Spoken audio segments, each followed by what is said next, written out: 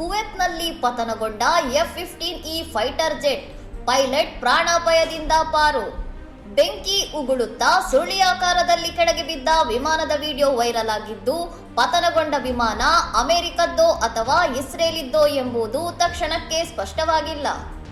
Israel ಕೂಡ ಇದೇ ಮಾದರಿಯ ಯುದ್ಧ ವಿಮಾನಗಳನ್ನು ಬಳಸುವುದರಿಂದ ಈ ಗೊಂದಲ ಮೂಡಿದ್ದು, ಪೈಲಟ್ ಸುರಕ್ಷಿತವಾಗಿ ಹೊರಬರುವಲ್ಲಿ ಯಶಸ್ವಿಯಾಗಿದ್ದಾರೆ.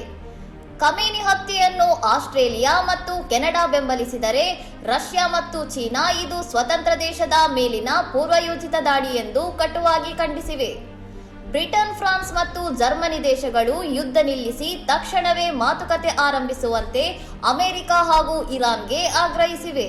UAE, ಜೋರ್ಡನ್ ಮತ್ತು ಕುವೈಟ್ ದೇಶಗಳು ಅಮೆರಿಕದ ಸೇನಾ ನೆಲೆಗಳ ಮೇಲೆ ಇರಾನ್ ನಡೆಸಿದ ದಾಳಿಯನ್ನು ಖಂಡಿಸಿವೆ. ಆದರೆ ಖಮೇನಿ ಹತ್ಯೆ ಬಗ್ಗೆ ಎಚ್ಚರಿಕೆಯ ಮೌನ ವಹಿಸಿವೆ.